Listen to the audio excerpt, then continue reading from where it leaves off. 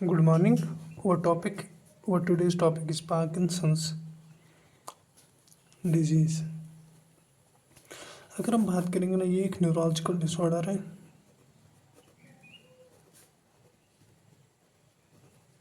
जिसमें हमारे पास there is degeneration of neurons, जिसमें हमारे पास there is degeneration of pars compacta, जो कि है part of the mid brain substantia nigra. उसके दो कंपोनेंट्स होते हैं, as you might be knowing, pars compacta and pars reticularis. When there is degeneration of this pars compacta, तो nigrostriatal pathway में हमारे पास उसकी डिजनरेशन होती है, जिसके कारण हमारे पास क्या होता है, हमारे पास जो डोपामीन होता है वो डोपामीन की कंसंट्रेशन, डोपामीन रिलीज नहीं होता है, जिसके कारण हमारे पास डायरेक्ट एंड इनडायरेक्ट पाथवे में अल्ट्रेशन आती है। और जिसकी जो अल्टीमेटली रिजल्ट होता है कि हम हाइपोकाइनेशिया के, that is we are not able to initiate movement as easily as we are able to initiate in normal conditions. और भी होती हैं, रिजिडिटी होती है, और उसमें होते हैं ट्रिमर्स भी होते हैं, as you might be knowing a mnemonic that to remember the symptoms, that's what you call a strap. उसमें एक होता है ट्रिमर्स, टी, रिजिडिटी, एकाइनेशिया और पोस्टरल इम्बैलेंस। अब हम बात करेंगे इसकी, पहले हम देखेंगे फिजियोलॉजी ऑफ नॉर्मल पर्सन, फिर उसके बाद ही हमें समझ आएगा कि व्हाट इज़ द प्रॉब्लम, क्या है इस बंदे में जिसमें हमारे जो सफ़र करता है फ्रॉम द पार्किंसंस डिजीज। उसके लिए हमें फिजियोलॉजी उसकी फिजियोलॉजी पहले समझनी पड़ी। अगर हम बात करेंगे ना, जो हमारे पास होता ना, पहले हम बात करेंगे हमारे पास जो मास्टर सेंटर है ना, दैट्स व्हाट यू कॉल है सेरिब्रम। सेरिब्रम से हर कोई आइडिया, प्रीसेंटर गैरस होगा वहाँ से, या प्राइमरी मोटर सेंटर होगा, तो वहाँ से आता है एक आइडिया, हर कोई आइडिया वहाँ से जनरेट होता है। फिर उसके बाद क्या होते हैं कि लेकिन हर कोई आइडिया जो जनरेट हुआ उस पर काम किया जाए ये ज़रूरी नहीं है। And that's what you call as refining of the movements या रिफाइनिंग ऑफ द आइडियाज़। वो होता है एक सेंटर जिसको हम कहते हैं basal ganglia. Basal ganglia is actually nothing but is a group of cytons, जिसको हम कहते हैं इन द सीएन, जिसको हम कहते हैं nuclei, and in the peripheral nervous system we call it as ganglia, but here term we use basal ganglia. Basal ganglia जो होता है ना, वहाँ पे होता है एक we can call it as a refining center, जो करता है refining whether this idea has to be implemented or not। ऐसे ही अगर हम बात करेंगे ना, हमारे पास जो बेसल गैंग्लिया की होती है ना, उसके हमारे पास दो क्लासिफिकेशन होती हैं। एक होती है ट्रेडिशनल और एक होती है हमारे पास क्लिनिकल। अगर हम ट्रेडिशनल की बात करेंगे ना, ट्रेडिशनल में आता है हमारे पास बेसल गैंग्लिया की। अगर हम बात करेंगे ना ट्रेडिशनल में आता है हमारे पास, एक तो आता है हमारे ट्रेडिशनल की जो बात है ना, इसमें आता है हमारे पास, एक तो आता है क्वाड्रेट न्यूक्लियस। क्वाड्रेट न्यूक्लियस के साथ साथ आता है हमारे पास लेंटिफॉर्म न्यूक्लियस। उसके साथ साथ आता है हमारे पास कोलोस्ट्रम, और उसके साथ साथ आता है हमारे पास एमेग्डला। एंड इनसाइड क्लिनिकल हमारे पास जो क्लिनिकल होता है, क्लिनिकल में आता है क्वाड्रेट न्यूक्लियस और लेंटिफॉर्म न्यूक्लियस, और उसके साथ साथ आता है हमारे पास what you call it as subthalamus. Subthalamus आता है उसके साथ, और आता है यही substantia Niagara.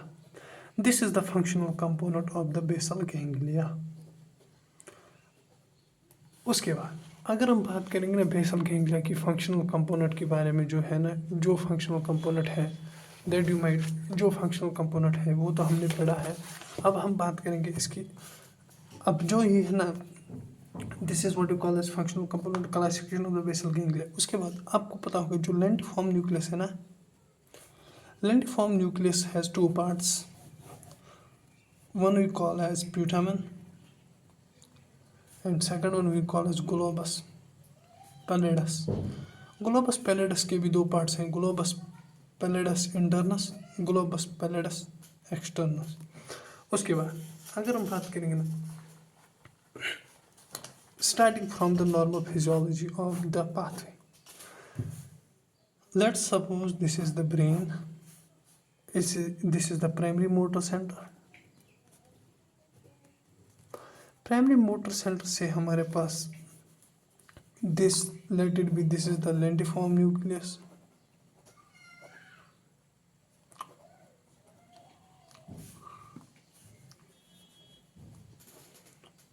this is the lentiform nucleus, and this one is the sorry, this one is the lentiform nucleus, and here it is thalamus,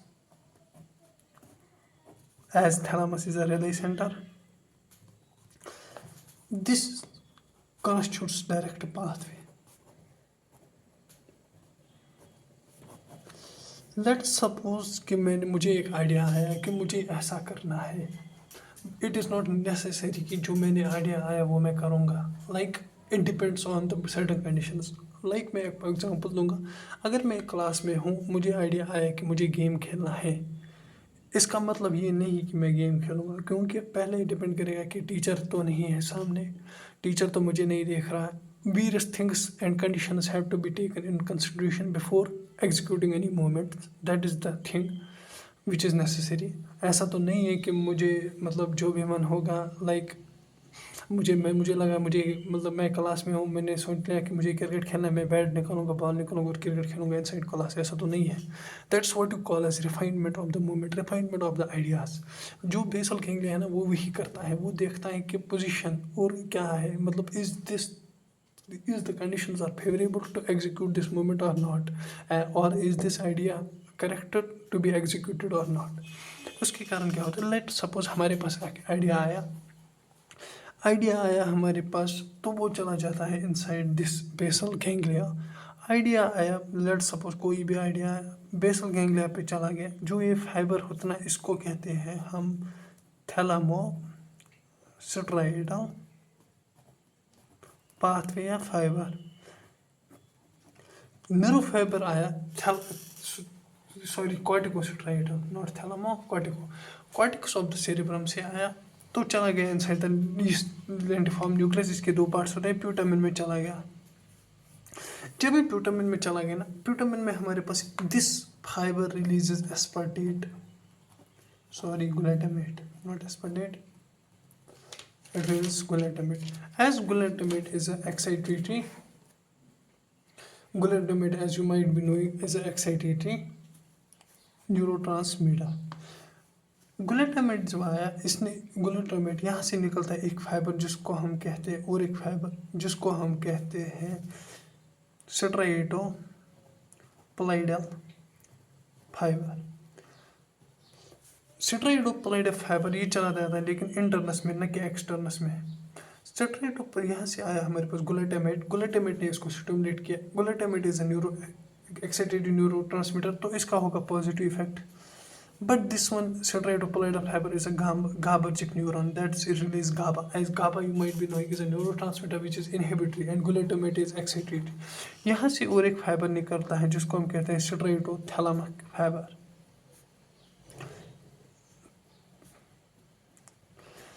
और ये जो प्लाइडोथैलेमिक फाइबर है ना, it is again GABAergic. Let us suppose कि मेरे पास एक idea मैंने execute किया, मुझे ऐसा करना है, तो यहाँ से आइडिया आया, इसने एस्पार्टेट यहाँ पे रिलीज़ किया. जब ग्लूटामेट रिलीज़ किया, glutamate is a neurotransmitter, excited neurotransmitter. तो इसके कारण क्या होगा, ये इसको एक्साइट करेगा. जब ये इसको एक्साइट करेगा तो मोर GABA रिलीज होगा. जब GABA रिलीज होगा, जब यहाँ पर GABA रिलीज होगा, तो ये इसको इनहिबिट करेगा तो इधर आएगा लेस GABA. जब यहाँ से लेस GABA आएगा, यहाँ से जाएगा थैलामोकॉर्टिकल फाइबर. जो थैलामोकॉर्टिकल फाइबर है ना, दैट्स अगेन एक्साइटेटरी, ये रिलीज करेगा ग्लूटामेट. जब यहाँ से GABA की कंसंट्रेशन इंक्रीज हो गई, क्योंकि ये स्टिमुलेट हो गया, इसने GABA ज़्यादा रिलीज़ कर दिया. जब GABA रिलीज़ कर दिया, तो ये इंक्रीज्ड GABA ने इसको इनहिबिट कर दिया, तो यहाँ पे कम GABA रिलीज़ होगा. जब कम GABA रिलीज़ होगा, तो यहाँ पे ज़्यादा ग्लूटामेट, रिलीज़ हो. अगर ग्लूटामेट रिलीज ज़्यादा होगा, मतलब कि this idea has to be executed, और यहाँ से फिर फाइबर निकलेगा. Again that will be corticothalamic fibre, because thalamus is a relay centre of all the movements. तो उसके बाद मूवमेंट होगी. क्या होगा, उसके बाद मूवमेंट होगी. उसके बाद ऐसा नहीं होगा, उसके बाद मूवमेंट होगी. लेकिन नॉर्मली क्या होता है, जब हमारे पास जब नॉर्मल कंडीशंस होती है, जो यहाँ से GABA निकलता है ना, GABA कंटिन्यूसली इसको इनहिबिट करता है, और जिसके कारण हमारे पास कोई फंक्शन नहीं होती है नॉर्मली, बिकॉज हमारे पास ऑलवेज जब भी कोई मूवमेंट होती है ना, ये दो चीज़ों की होती है, या तो एक्सटेंसर होगा या तो फ्लेक्सर होगा। लेकिन एट द साइमल्टेनियस अगर आप एक्सटेंसर को स्टिमुलेट कर रहे हो, आपको ये फ्लेक्सर्स को भी इनहिबिट करना है, क्योंकि आप दोनों को साइमल्टेनियसली स्टिमुलेट नहीं कर सकते एक मूवमेंट कराने के लिए। और इसीलिए ऐसा होता है। जब ऐसा होता है ना, तो फिर क्या होता है कि this pathway is what you call as direct pathway. इसको हम कहते हैं डायरेक्ट पाथ। अगेन समराइज करता हूँ, हमने सोची कि we have thinking about a thought कि हमें ऐसा करना है। थॉट जो कि ट्रैवल के जो तो थॉट जिसको कैरी किया एक फाइबर ने, जिसको हम कहते हैं जिसको हम कहते हैं कॉर्टिकोस्टेरॉइडल फाइबर। कॉर्टिकोस्टेरॉइडल फाइबर रिलीज करता है ग्लूटामेट रिलीज करता है, तो दैट विल स्टिमुलेट, वहाँ से निकलता है फाइबर स्टेरॉइडोप्लाइडल फाइबर जो कि चला जाता है इंटरनस में, वहाँ से रिलीज होगा गाबा। और जब गाबा वहाँ से निकलते हैं प्लाइडोथैलेमिक न्यूरॉन्स की इनहिबिट होंगी तो लेस गाबा रिलीज करेंगे, तो that will ultimately lead to the excitation of the thalamocortical fibres and ultimately the movement will be executed. और एक पाथवे होता है, that's what you call as indirect pathway. ये बात है डायरेक्ट पाथवे की नॉर्मल फिजियोलॉजिकल कंडीशंस में क्या क्या होता है। उसके बाद अगर हम बात करेंगे ना इनडायरेक्ट पाथवे की, इनडायरेक्ट पाथवे में क्या होता है, same let's suppose this is a cortex, cerebrum cortex. यहाँ से हमने इसको मान लिया that is what you know as lentiform nucleus. Indirect path में खाली दो चीज़ें, एक तो होता है इन्वॉल्व इन सबथैलेमस और दूसरा होता है substantia nigra. Let's suppose this is substantia nigra. As you know इसके दो पार्ट्स होते हैं, पैरस कंपैक्टा डेंसली और पैरस रेटिकुलरिस। जिसमें सेल बॉडीज बहुत ज़्यादा डेंसली होते हैं पैरस कंपैक्टा, तो उसमें कम होते हैं, तो उसको कहते हैं पैरस रेटिकुलरिस। और हमारे पास क्या होता है इसके अलावा, यहाँ से होगा थैलेमस एज यूजुअल, और यहाँ पे होता है हमारे पास जिसको हम कहते हैं जिसको हम कहते हैं सबथैलेमस। अगेन शुरुआत वही से हुई, मैंने एक आइडिया सोच लिया थैलेमस से, तो फाइबर्स आए बेसल गैंग्लिया में। This is what you call as, इसके ये होगा ये प्यूटामिन, ये होगा ग्लोबस पैलेडस। अगेन मैंने ये आया प्यूटामिन में, इसको हमने कहा क्या फाइबर, कॉर्टिकोस्टेरॉइडल फाइबर। कॉर्टिकोस्टेरॉइडल फाइबर जो कि है एज यू नो, ये क्या है, ये है एक्साइटेटरी, ये रिलीज करता है ग्लूटामेट। इसने यहाँ पर ग्लूटामेट रिलीज किया, ग्लूटामेट इसने रिलीज किया, यहाँ से निकलते हैं फाइबर्स जिसको हम कहते हैं स्टेरॉइडोप्लाइडल फाइबर्स। लेकिन फर्क डायरेक्ट एंड इनडायरेक्ट पाथवे में, जो स्टेरॉइडोप्लाइडल फाइबर्स होते हैं इन द डायरेक्ट पाथवे वो चले जाते हैं inside the globus pallidus internus, और लेकिन इसमें जो होता है वो चले जाते हैं inside the globus pallidus externus, globus pallidus internus sorry, और उसमें चले जाते हैं ग्लोबस पैलेडस एक्सटर्नस में। जो ग्लोबस पैलेडस एक्सटर्नस में अगेन ये जो यहाँ पे है ये क्या रिलीज करेगा, ग्लूटामेट। लेकिन दिस जो ये है स्टेरॉइडोप्लाइडल फाइबर, ये क्या है गाबार्जिक, मतलब रिलीज करेगा GABA neurotransmitter is inhibitory as you knowing. जब इसने गाबा रिलीज किया, यहाँ से निकलता है और एक फाइबर जो चला जाता है किसमें, सीधे चला जाता है इनसाइड द सबथैलेमस। इसको क्या कहेंगे हम, प्लाइडो सबथैलेमिक न्यूरॉन या प्लाइडो सबथैलेमिक फाइबर, क्योंकि प्लाइडस से चला जाता है सबथैलेमस, इसलिए प्लाइडो सबथैलेमिक फाइबर या न्यूरॉन कुछ भी कहो। This one is again what you call it as, ये भी है गाबर्जिक, मतलब it will release as GABA. और यहाँ से निकलता है एक फाइबर फिर से सबथैलेमस से, वो चला जाता है पैलेडस एक्सटर्नस में। लेकिन ये रिमेंबर करना है, this is excitatory and it releases glutamate. और यहाँ से अगेन फाइबर निकलता है, वो चला जाता है थैलेमस में, ये अगेन है गाबर्जिक नॉर्मल। फिर यहाँ से निकलेगा और एक फाइबर जो कि है अगेन एक्साइटेटरी ग्लूटामेट। होता क्या, मैंने एक आइडिया सोच लिया टॉकिंग अबाउट नॉर्मल कंडीशंस। हमने एक आइडिया सोच लिया, तो यहाँ से क्या होता है, this is the direct pathway, तो आपको पता है घावा, फिर यहाँ से चला जाएगा थैलेमस, फिर सीधे उसमें there will be no involvement of the substantia nigra and also there will be no involvement of the subthalamus. जब हमने एक आइडिया लिया तो आइडिया आया यहाँ से, that is release glutamate. Glutamate ने इसको, ग्लूटामेट इज एक्साइटेटरी, जब ये ग्लूटामेट रिलीज इंक्रीज होगा ये इसको एक्साइट करेगा, मतलब मोर घावा रिलीज होगा। जब मोर घावा रिलीज होगा तो मोर गाबा रिलीज होगा तो क्या होगा, जो मोर गाबा यहाँ से मोर गाबा रिलीज होगा तो ये इसको इनहिबिट करेगा, यहाँ पे निकलेगा लेस गाबा। लेस गाबा निकलेगा तो ये लेस गाबा निकलेगा तो यहाँ से क्या होगा, ये कम इनहिबिट होगा क्योंकि ये एक्साइट करेगा, तो मतलब यहाँ से मोर ग्लूटामेट, इंक्रीज ग्लूटामेट रिलीज होगा, ज़्यादा ग्लूटामेट होगा तो ये एक्साइट होगा, मतलब यहाँ पे गाबा की कंसंट्रेशन, गाबा न्यूरोट्रांसमीटर इंक्रीज होगा। गाबा इंक्रीज होगा तो ये अल्टीमेटली जो यहाँ से फाइबर निकलेगा ये इसको सप्रेस करेगा, तो ग्लूटामेट कम आएगा तो मूवमेंट नहीं होगी। That is what you call as direct and indirect pathway. जो डायरेक्ट पाथवे होता है दैट विल इन्वॉल्व यू, क्योंकि हमारे पास जो मूवमेंट के लिए होता है it is necessary for a movement to आकर, जो अगर फ्लेक्सर्स को हमें फ्लेक्सर्स को कंट्रैक्ट करना, एक्सटेंसर्स रिलैक्स होंगे, that occurs through these two pathway. एक पाथवे की वजह से एक स्टिमुलेट हो गए, मतलब अगर हमें आर्म को फ्लेक्स करना है तो this will inhibit the extensors to some extent and indirect pathway will stimulate the flexors to do action. ये ऐसा तो नहीं होता है कि मुझे फ्लेक्शन करना है, एक्सटेंशन भी काम कर रहे हैं और फ्लेक्सर्स भी काम कर रहे हैं, ये ऐसा तो नहीं होता है। जो एंटागोनिस्ट होते हैं उनको इनहिबिट करना ज़रूरी होता है फॉर द मोमेंट टू आकर स्मूथली। अब आते हैं यहाँ से, ये जो पैरस कंपैक्टा होता है ना, देयर इज अगेन, अब कितना there this pathway will cause inhibition या एक्साइटेशन। अब इनहिबिशन किस एक्सटेंट तक करना है, ये तो नहीं है कि टोटली इनहिबिट होंगे एक्सटेंसर्स, तो फिर तो फ्लेक्शन खुद ही होगा जब एक्सटेंसर्स टोटली इनहिबिट होंगे। अब आती है अगेन रिफाइनमेंट, कितना एक्सटेंस करना है, मतलब कितना एक्सटेंसर्स को इनहिबिट करना है। यहाँ से निकलते हैं एक फाइबर जिनको हम कहते हैं मोस्ट इम्पॉर्टेंट फाइबर्स, जिनको हम कहते हैं निग्रोस्ट्रेट ऑफ फाइबर्स, जो कि होते हैं डोपामिनर्जिक, जो कि निकलते हैं फ्रॉम द पैरस कंपैक्ट। पैरस कंपैक्ट किसे निकलते हैं फाइबर्स, जिसको हम कहते हैं निग्रोस्ट्रेट ऑफ फाइबर्स। ये क्या होते हैं, डोपामिनर्जिक। हमारे पास दो तरह के डोपामिन रिसेप्टर्स हैं। I will again draw new diagram क्योंकि यहाँ पे समझ नहीं आएगा। अब हमारे पास दो रिसेप्टर्स होते हैं डोपामिनर्जिक के, D1 और D2। जो D1 होता है ना वो होता है, D1 जो होता है ना वो होता है हमारे पास दो रिसेप्टर्स होते हैं D1 एंड D2। जो D1 होता है वो होता है इनसाइड द डायरेक्ट पाथवे, और जो D2 होता है वो होता है inside in the indirect pathway. जो D1 रिसेप्टर्स होते हैं ना वो होते हैं excite, sorry inhibit because of this dopamine, और D2 होते हैं excite.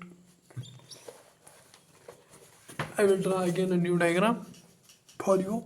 This is our cerebrum cortex. This one is our lentiform nucleus. यहाँ से है हमारे पास ये सबस्टेंशिया निग्रा। अब मैं इनडायरेक्ट पाथवे नहीं, बस ये सबस्टेंशिया निग्रा, और यहाँ से है हमारे पास सब थैलेमस, और यहाँ से है थैलेमस। यहाँ से हमने थॉट सोचा, फाइबर आया ग्लोबल ये पिटामिन से चला जाए इधर से आया हमारे पास। इनडायरेक्ट पाथवे की बात करूँ वो चला गया सब थैलेमस में, सब थैलेमस से वापस चला एक्सटर्नम में, फिर एक्सटर्नल से और एक फाइबर आया वो चला गया थैलेमस में, थैलेमस से चला गया कॉर्टेक्स में। ये जो होता है ये रिलीज करता है गाबा, ये भी गाबार्जिक है, ये इनडायरेक्ट पाथवे की बात हो रही है, ये है ग्लूटामेट रिलीज करता है, ये भी गाबा रिलीज करता है, और ये यहाँ से ग्लूटामेट, और ये भी यहाँ से glutamate. This is the thing of indirect pathway. अब बात करेंगे हम डायरेक्ट पाथवे की। जो डायरेक्ट पाथवे में क्या होता है, यहाँ से आया फाइबर, डिफरेंस इज दैट कि वो फाइबर इंटरनस में नहीं एक्सटर्नस में चला जाता है, एक्सटर्नस से सीधा चला जाता है थैलेमस में, और थैलेमस से सीधा चला जाता है वापस कॉर्टेक्स में। अब क्या देखो, जो ये पैरस कंपैक्टा है ना, यहाँ से निकलते हैं निग्रोस्ट्रेट पाथवे, ये होते हैं डोपामिनर्जिक, रिलीज करेंगे डोपामीन। जो डायरेक्ट में होते हैं उसमें होते हैं D1 रिसेप्टर्स, इनडायरेक्ट में होते हैं D2 रिसेप्टर्स। जब D1 रिसेप्टर्स होते हैं ना इनहिबिट, जब डोपामीन यहाँ से निकला, डोपामीन ने इसको इनहिबिट किया, सॉरी डोपामीन ने इसको इनहिबिट किया। जब ये डायरेक्ट पाथवे इनहिबिट होगा तो यहाँ से निकला ग्लूटामेट, यहाँ से निकला डोपामीन, तो अल्टीमेटली नॉर्मल से क्या होगा, ये इनहिबिट होगा, मतलब कि लेस गाबा रिलीज होगा यहाँ पर। जब लेस गाबा रिलीज होगा तो ये एक्साइट होगा, यहाँ निकलेगा ज़्यादा गाबा, जब ज़्यादा गाबा होगा तो ये इनहिबिट होगा।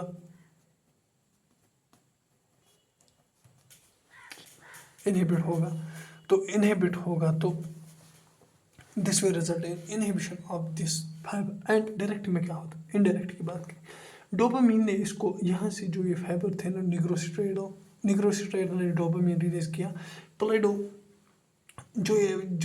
प्लाइडो नहीं, जो ये है क्या बोलते हैं इसको, जो स्टेरोइडोप्लाइडल फाइबर्स हैं उनमें है D2 रिसेप्टर्स ने डोपामीन को वो एक्साइट हुए।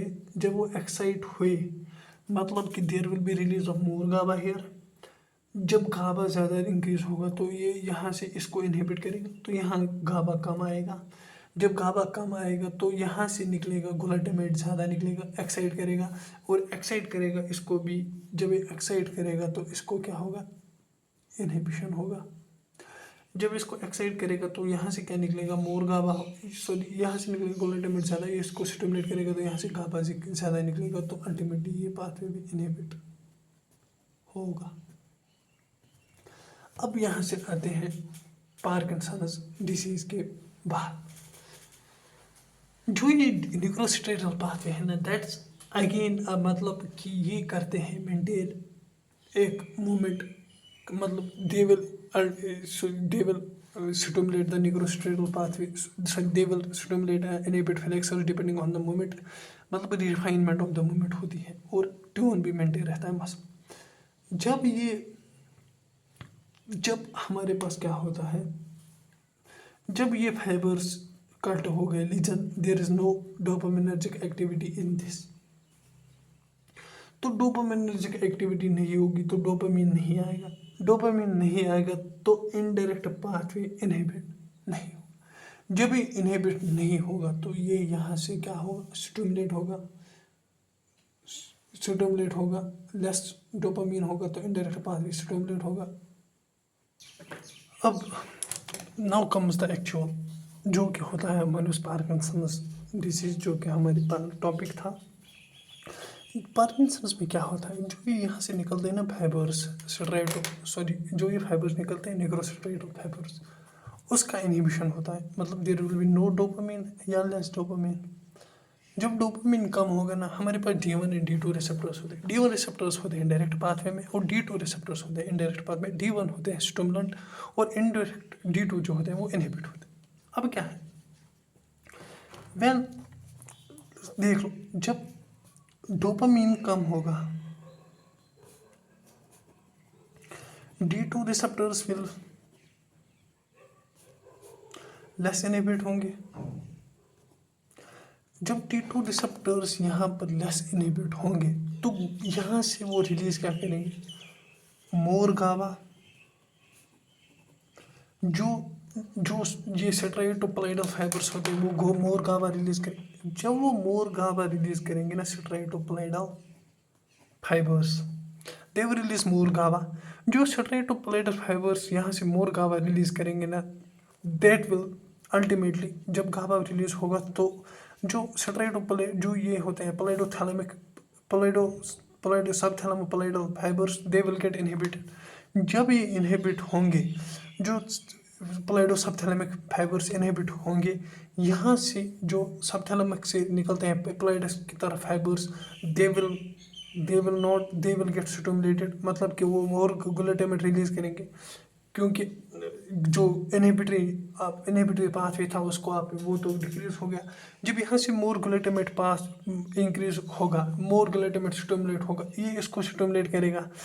जो ये फाइबर जाते हैं फ्रॉम द प्लाइडा से थैलेमस की ओर, प्लाइडोथैलेमिक fibres, they will release again more Gauba here. जब गाबा यहाँ से मोर ज़्यादा होगा ना, तो यहाँ से निकलते हैं फाइबर्स जिनको हम कहते हैं thalamocortical fibres, they will get inhibited, यहाँ से ग्लूटामेट कम निकले। जब ये इनहिबिट होंगे तो अल्टीमेटली क्या होगा, motor cortex will get inhibited, motor cortex inhibit होगा। अब मैं और एक डायग्राम बनाऊंगा जिसमें आपको ज़्यादा अच्छे से समझ आएगा थोड़ा।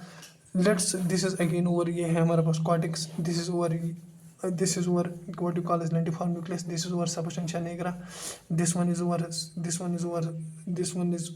subthalamus, and this one is over here what you call as thalamus।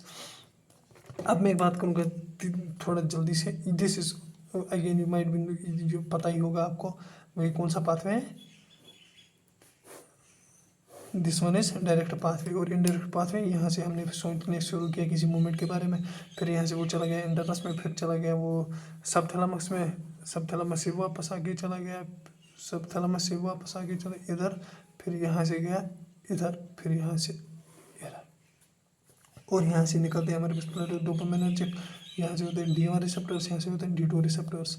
अब की बात क्या है हमारे पास, जब हमने ये किया ना, जब हमने यहाँ से D2 रिसेप्टर्स और D1 रिसेप्टर्स, अब इनडायरेक्ट, अब देखते हैं हम effect of less dopamine on the direct pathway. जब डोपामिन कम निकला ना, डिक्रीज डोपामिन, तो यहाँ से ये क्या रिलीज करता है, ग्लूटामेट। इनडायरेक्ट का तो इफेक्ट देखा हमने, यहाँ से गाबा, यहाँ से भी गाबा, और यहाँ से अगेन ग्लूटामेट।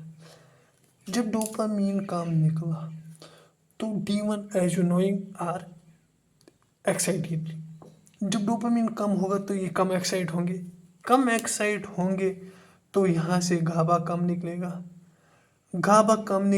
तो यहाँ से स्टिमुलेट ज़्यादा होगा ये, क्योंकि ये इसका इनहिबिटरी इफेक्ट था, तो यहाँ गाबा निकलेगा, ज़्यादा गाबा निकलेगा, वो अल्टीमेटली किसको इनहिबिट करेगा, थैलेमो कॉर्टिकल फाइबर्स को। जब वो थैलेमो कॉर्टिकल फाइबर्स को इनहिबिट करेगा तो देयर विल